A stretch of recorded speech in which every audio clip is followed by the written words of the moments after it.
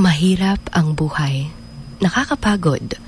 Pero huwag kang susuko.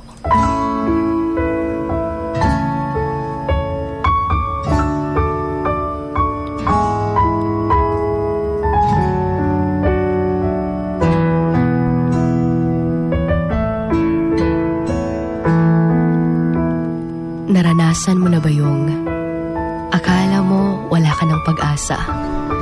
Yung feeling na pagod ka na. Ubos na ubos ka pa. Hindi mo alam kung may malalapitan pa dahil parang tinalikuran ka na ng lahat dahil nga walang-wala ka.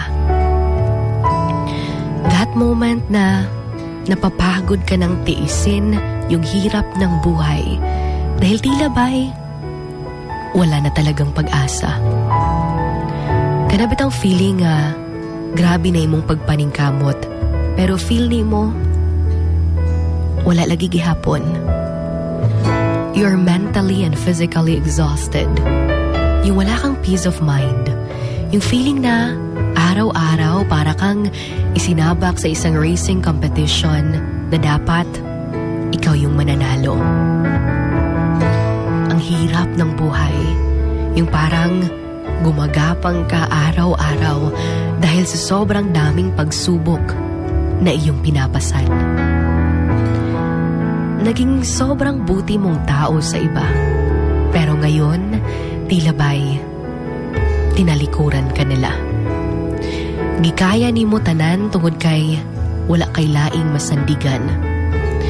Di pod ka pwede nga magsalig sa uban kay ikaw pod ang ilang gisaligan. Ang hirap, diba? Nakakapagod na, diba?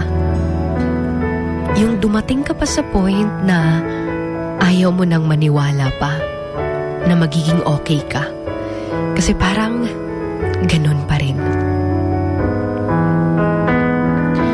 Kung kanusa super down ka, daghan pa jud kaayo ang mga nangawala sa imuha. Hindi mo alam kung saan ka palulugar. Hindi mo alam kung may pag-asa pa ba. Pero alam mo, minsan, akala natin sobrang bigat na ng problema natin. Until narinig natin ang problema ng iba. And doon natin na-realize nga wala ra di ay nakatunga sa iyaha ang imong problema. Doon mo rin nasabi sa sarili mo na wala kang karapatang magreklamo sa buhay dahil kahit mahirap ito, sobrang sarap naman mabuhay. Huwag na huwag kang susuko dahil may pangarap ka pa. Di lang para sa imuhang kaugalingon, kundi para sa iyong pamilya. Marami kang naging